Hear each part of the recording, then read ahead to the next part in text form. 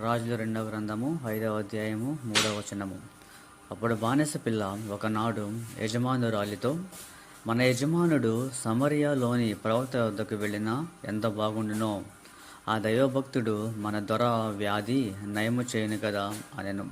ప్రియమైనటువంటి దేవుని బిడ్డలారా, దేవుని నమ్ముకున్న వాళ్ళు ఏ స్థితిలో ఉన్నా కానీ, బానిసత్వంలో ఉన్నా కానీ వేరొకరికి మంచి చేయాలనే ఉద్దేశాన్ని కలిగి ఉంటారు.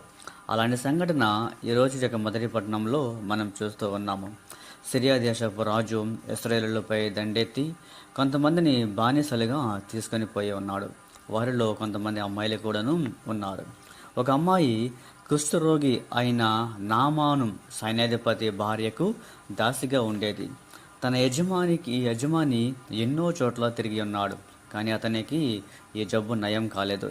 ఆమె అప్పుడు తన యజమాని రాళ్ళతో ఇలా పలుకుచూ ఉన్నది, సమరియాలో ఉన్నటువంటి ప్రవక్త వద్దకు వెళ్ళినట్లయితే ఆ దైవభక్తుడు మన దొర వ్యాధి నయం చేయను కదా, అక్కడికి వెళ్ళమని చెప్పినప్పుడు అతడు వెళుతూ ఉన్నాడు.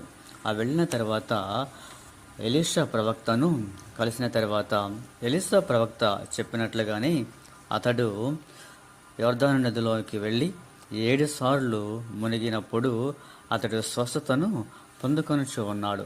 ప్రియమైనటువంటి దేవుని బిడ్డలారా, మనం కూడా ఈ బానిస పిల్లవలే అనేక అద్భుతములను చేయవచ్చు.